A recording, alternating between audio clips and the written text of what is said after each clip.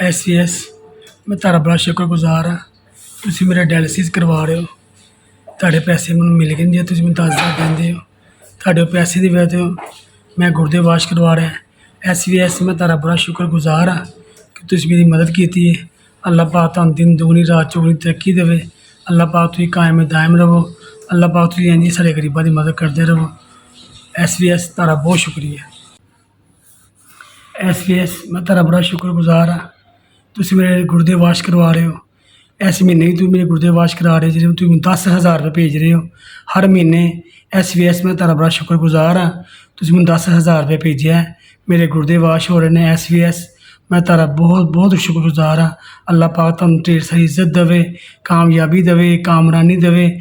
ਅੱਲਾਹ ਪਾਕ ਤੁਸੀਂ ਇੰਨੀ ਸ਼ਾਦ ਹੋ ਆਬਾਦ ਰਹੋ। SVS ਮੈਂ ਤੁਹਾਡਾ ਬਹੁਤ ਸ਼ੁਕਰਗੁਜ਼ਾਰ ਹਾਂ ਕਿ ਤੁਸੀਂ ਮੈਨੂੰ 10,000 ਭੇਜਿਆ। ਮੈਂ ਤਾਂ ਬਾਇੱਜ਼ਤ ਤਰੀਕੇ ਨਾਲ ਆਪਣੇ ਗੁਰਦੇ ਵਾਸ਼ ਕਰਾ ਰਿਹਾ।